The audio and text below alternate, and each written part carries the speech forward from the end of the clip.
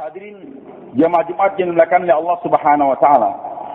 Sejak awal Allah telah jelaskan bahwa Al-Qur'an yang merupakan pegangan umat Islam sampai akhir zaman. Alif Lam Mim, zalikal kitab la raiba fihi hudal lil muttaqin. Alif Lam Mim, zalikal kitab, itu Al-Qur'an. La raiba fihi, tidak ada keraguan di dalamnya. Hudal lil muttaqin, petunjuk bagi orang bertakwa.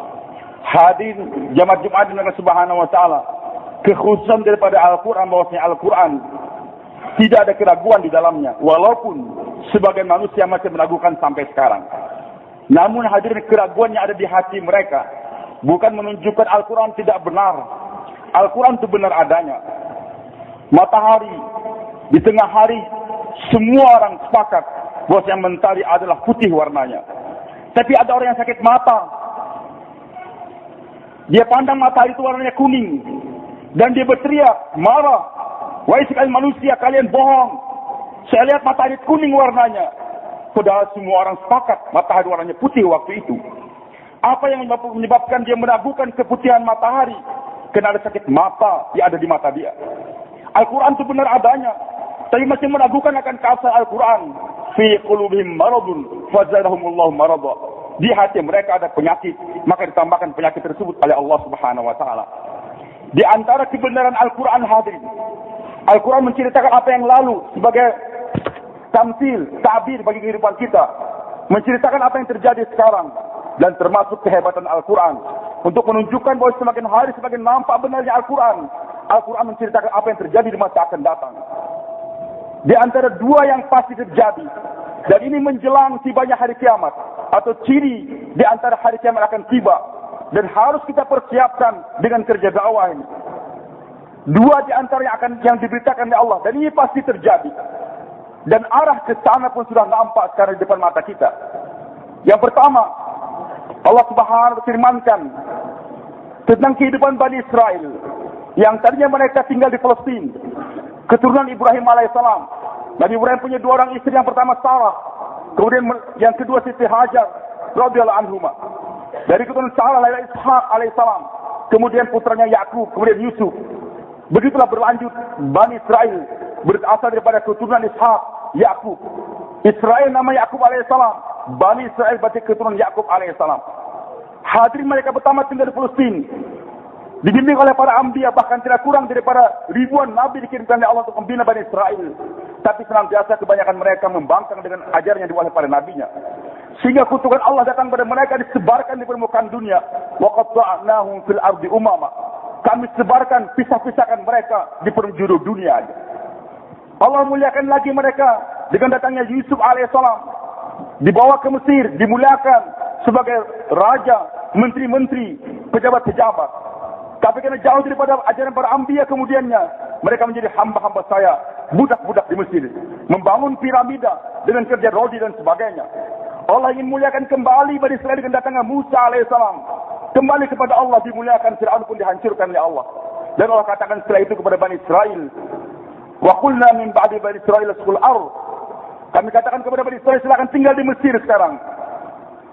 Dan Allah katakan, fa idza jaa wa'dul akhirati ji'na bikum lafifa, nanti kalau sudah akan tiba hari kiamat, kami pasti akan kumpulkan kembali kalian di satu tempat. Janji Allah, Bani Israel yang sekarang tersebar di seluruh dunia, bahkan ada di Indonesia, suatu saat nanti akan dikembalikan ke tempat. Dan ulama sepakat tempat kembalinya Bani Israel adalah Palestina. Ini yang pertama, dan pasti akan terjadi. Dan arah ke sana pun sudah mulai nampak.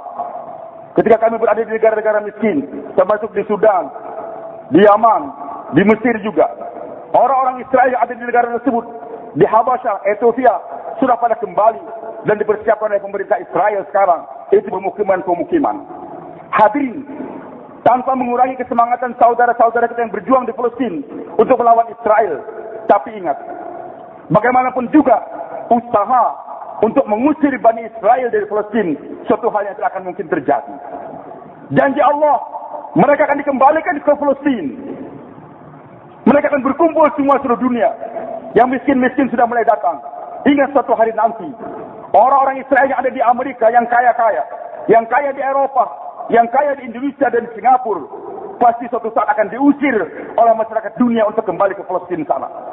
Dan arah kita mulai nampak orang-orang yang baik ingin berbuat baik kepada Palestina yang terzalimi, membawa sumbangan, membawa pengobatan dibom oleh Israel, sehingga hari demi hari akan nampak kebencian dunia kepada Israel. Dan itu skenario daripada Allah untuk menggiring masyarakat dunia membenci pada Israel, sehingga suatu saat nanti orang Amerika akan paham mereka selama ini ditipu oleh Yahudi. Suatu saat nanti mereka akan sadar sesuai apa yang dikatakan oleh presiden mereka sekian tahun yang lalu. Suatu saat nanti Israel pasti akan diusir dari Amerika. Dari Jerman sudah, dari Eropa yang lain pun akan terjadi. Hadirin Allah Subhanahu wa taala, dan sebenarnya orang Israel sendiri paham bahwasanya kubur kami yang terakhir adalah Palestina.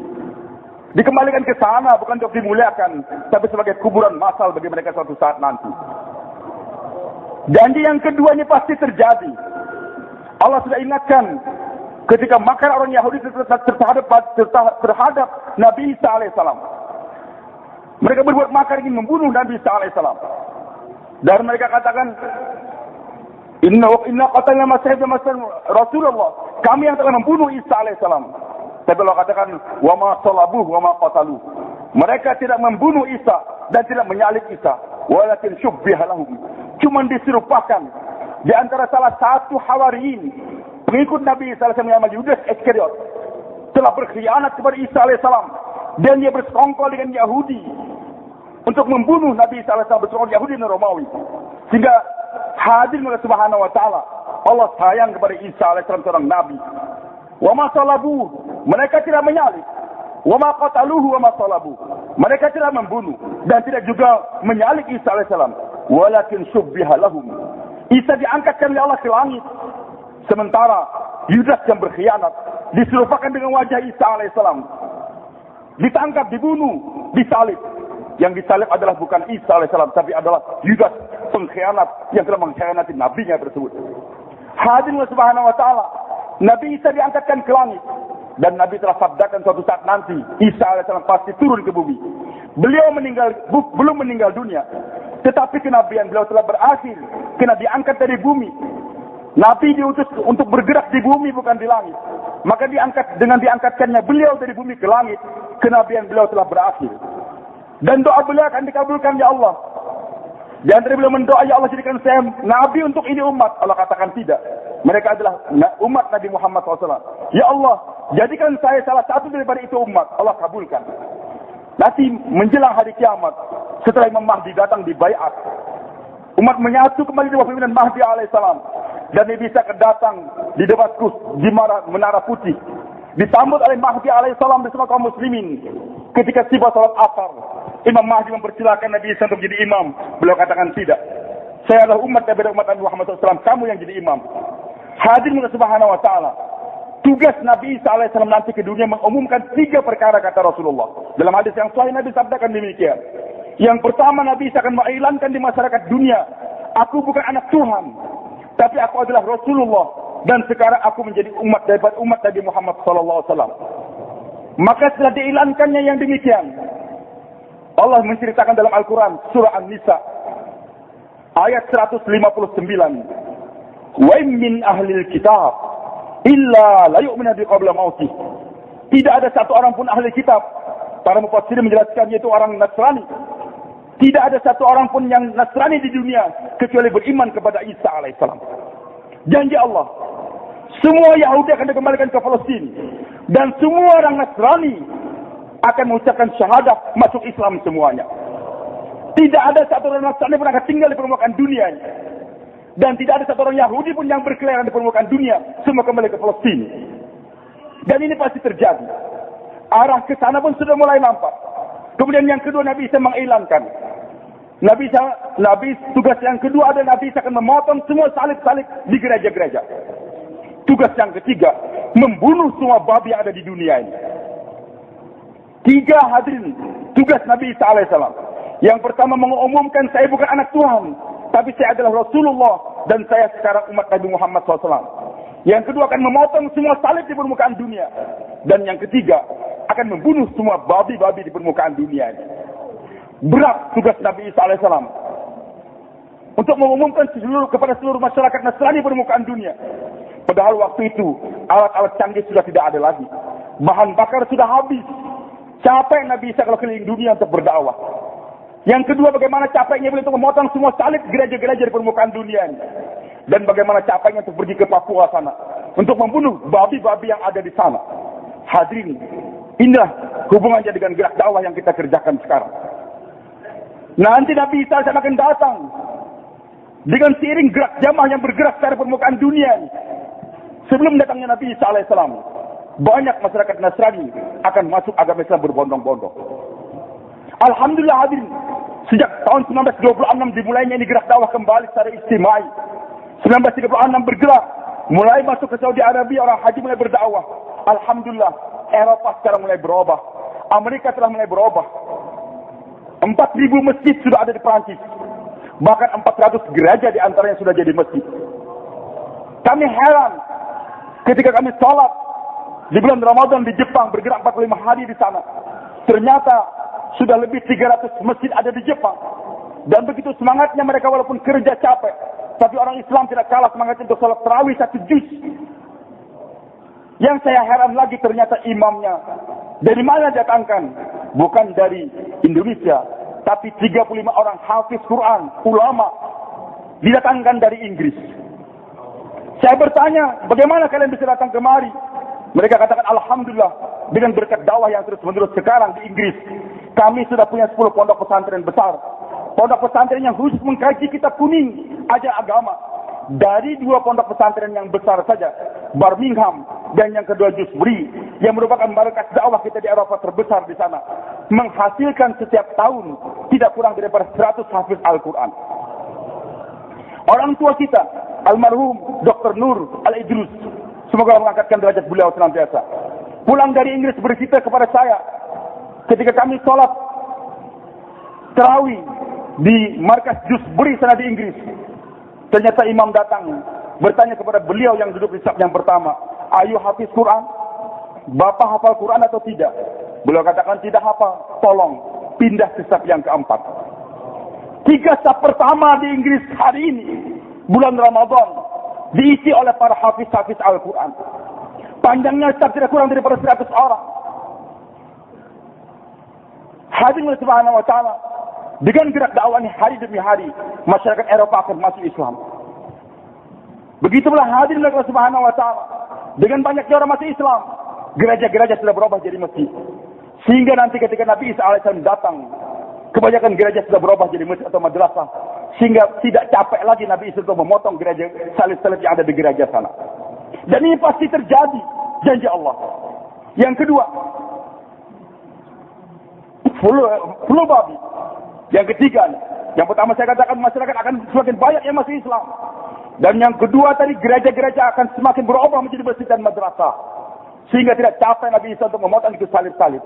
Yang ketiga, kalau umur kita panjang akan melihat nanti, flu babi atau flu burung akan semakin merebak. Sehingga nanti akan ada pembantaian habis-habisan babi di permukaan dunia. Bukan orang Islam saja yang membantai. Tim dokter akan menyadari bagaimana bahayanya itu babi. Maka setiap pemerintah, setiap negara mengusulkan, bahkan menggerakkan tentara dan polisi untuk membunuh babi-babi. Dan itu pasti terjadi. Babi akan habis di Papua, akan habis di Indonesia, akan habis di Eropa. Sehingga ketika Nabi Isa datang, tinggal babi yang ada sekitar negara Arab. Nggak capek bagi Nabi Isa untuk membunuh itu babi. Hadirin jamaah Jumat yang subhanahu wa ta'ala, inilah firman Allah. 2 kenyataannya pasti akan terjadi. Yahudi akan dikembalikan ke Palestina, dan Nasrani akan masuk Islam semuanya. Gereja akan berubah, babi akan mati.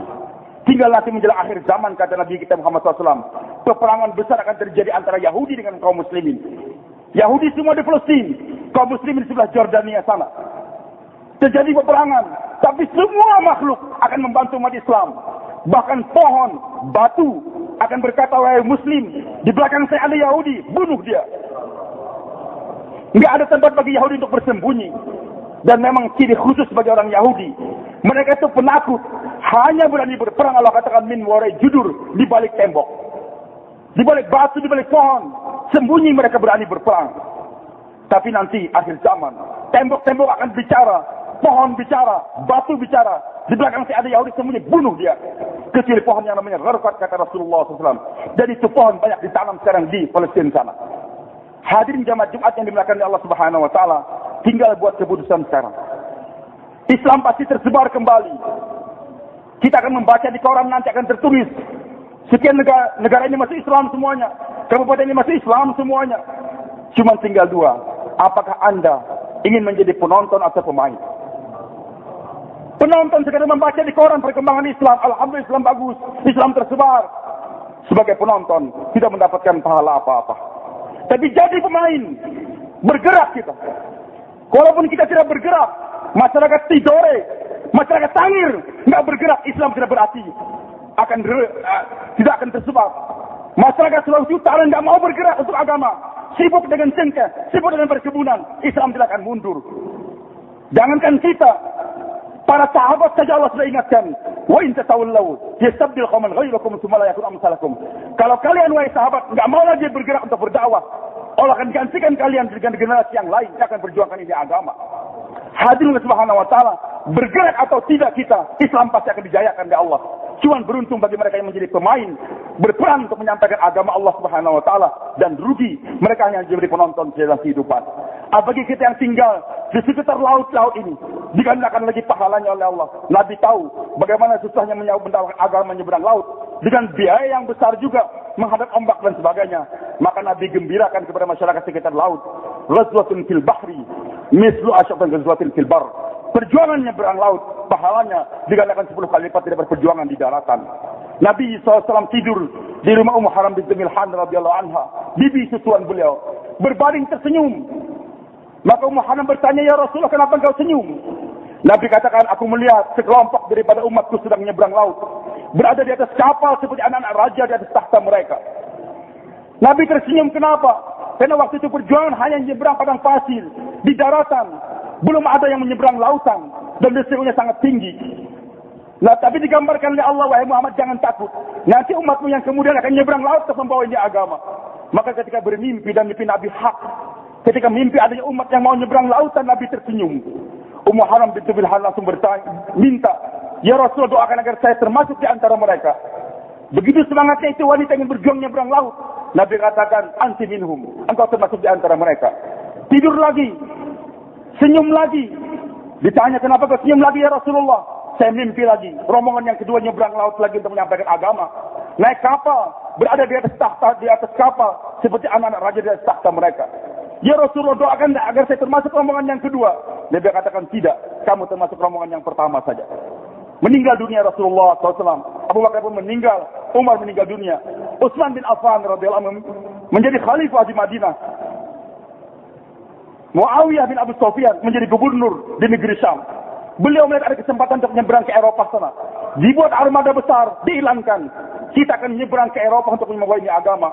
Ummu Haram binti Milhan ingat apa yang terjadi dengan Nabi SAW dahulu. Maka dia target suaminya Abu Ubadah bin Samit. Ubadah bin Samit, cepat daftarkan nama kita untuk berangkat bersama dengan rombongan. Diterima. Rombongan berangkat ke Siprus. Sesampainya di Siprus, sebarkan agama di seluruh Eropa. Ketika perjalanan pulang akan kembali ke negeri, ke Damaskus. Perjalanan menuju pelabuhan, Ummu Haram jatuh dari kendaraan dan meninggal dunia di sana. Rombongan yang baru pulang dari Siprus bercerita kepada saya, kami alhamdulillah sempat ziarah ke makam Ummu Haram binti Milhan, dan di atas kubur beliau tertulis al-mar'atus salihah, wanita yang salihah. Hadirin jamaah Jumat yang Allah Subhanahu wa taala, beruntung bapak-bapak yang tinggal sekitar laut. Mari kita seberangi ke lautan, pergi ke pulau-pulau untuk membawa ini agama, maka kita menjadi pemain yang akan dimuliakan oleh Allah Subhanahu wa taala. Penonton tidak akan mendapatkan trofi, tidak akan mendapatkan mahkota. Pemain akan memegang trofi dan membuat mahkota daripada permata yang disiapkan oleh Allah Subhanahu wa taala. Yaqulu Rasulullah sallallahu alaihi wasallam, kullu bani adam khata wa khafata'in tawwabun.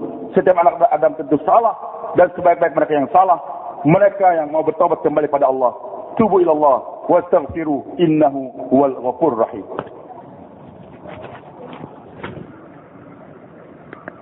Alhamdulillah wahda la syarika lah wa la na'budu illa iyyah. Wassalatu wassalamu ala man la nabiyya ba'da. Sayyidina Muhammad bin Abdullah wa ala alihi wa man sara bihudah. Asyhadu an la ilaha illallah wahdahu la syarika lah wa asyhadu anna Muhammadan 'abduhu wa rasuluh wa safiyuhu wa khaliluh. Ballagha risalah wa adal amanah ونصر الأمة وكشف الغمة. أوصيكم ثالث بتقوى الله فقد فاز المتقون. يقول عز وجل: ومن يطع الله ورسوله ويخشى الله ويتقي فأولئك هم الفائزون. ويقول رسول الله صلى الله عليه وسلم: يقول عز وجل: إني لأهم بأهل الأرض عذابا فإذا نظرت الأمار بيوتي والمستغفرين بالأسحار والمتحابين فيها صرفت عنهم العذاب، أو كما قال النبي صلى الله عليه وسلم فيما يروي عنه به عز وجل. واعلموا أن الله أمركم بأمر بدأ في بنفسه وثنى بملائكته وثلث من المسلمون. يقول عز وجل مخبرا وآمرا: إن الله وملائكته يصلون على النبي يا أيها الذين آمنوا صلوا عليه وسلموا تسليما. اللهم صل على سيدنا محمد وعلى آل سيدنا محمد كما صليت على سيدنا إبراهيم وعلى آل سيدنا إبراهيم، وبارك على سيدنا محمد وعلى آل سيدنا محمد كما باركت على سيدنا إبراهيم وعلى آل سيدنا إبراهيم في العالمين إنك حميد مجيد. وارض اللهم عن الخلفاء الراشدين المهديين أبي بكر وعمر وعثمان وعلي وعن بقية الصحابة رسول الله أجمعين. اللهم اغفر للمسلمين والمسلمات والمؤمنين والمؤمنات الأحياء منهم والأموات إنك سميع قريب مجيب الدعوات. ربنا اغفر لنا ولإخواننا الذين سبقونا بالإيمان ولا تجعل في قلوبنا غلا للذين آمنوا ربنا إنك رؤوف رحيم. اللهم أنزل هدايتك ورحماتك وبركاتك على دل البلاد وسائر بلدان المسلمين. اللهم استخدمنا واستخدم رجالهم لخدمة هذا الدين دعاة لدينك في مشارق ومغاربها، واجعل نساءنا ونساء متحجبات متنقبات غير متبرجات، واجعلهن كنساء الصحابة، واجعل أولادنا وأولادهم من الصالحين، واجعل القرآن حفظه. اللهم إنا نسألك الهدى والتقى والعفاف والغنى. اللهم إنا نعوذ بك من جهد البلاء ودرك الشقاء وسوء القضاء وشماتة الأعداء. Hadirin jemaah Jumat yang dimuliakan oleh Allah Subhanahu wa taala. Sejak awal Allah telah jelaskan bahwa Al-Qur'an yang merupakan pegangan umat Islam sampai akhir zaman. Alif Lam Mim, zalikal kitab la raiba fihi hudal lil muttaqin. Alif Lam Mim, zalikal kitab, itu Al-Qur'an. La raiba fihi, tidak ada keraguan di dalamnya. Hudal lil muttaqin, petunjuk bagi orang bertakwa. Hadirin jemaah Jumat dengan Subhanahu wa taala, kekhususan daripada Al-Qur'an bahwasanya Al-Qur'an tidak ada keraguan di dalamnya, walaupun sebagian manusia masih meragukan sampai sekarang. Namun hadirin, keraguan yang ada di hati mereka bukan menunjukkan Al-Qur'an tidak benar. Al-Qur'an itu benar adanya. Matahari di tengah hari semua orang sepakat bahwa yang mentari adalah putih warnanya. Tapi ada orang yang sakit mata. Dia pandang matahari itu warnanya kuning. Dan dia berteriak, marah. Wahai sekalian manusia, kalian bohong. Saya lihat matahari kuning warnanya. Padahal semua orang sepakat matahari warnanya putih waktu itu. Apa yang menyebabkan dia meragukan keputihan matahari? Karena ada sakit mata yang ada di mata dia. Al-Quran itu benar adanya. Tapi masih meragukan akan keasal Al-Quran. Fi qulubihim maradun fazadahumullahu marada. Di hati mereka ada penyakit, maka ditambahkan penyakit tersebut oleh Allah Subhanahu wa taala. Di antara kebenaran Al-Qur'an hadirin,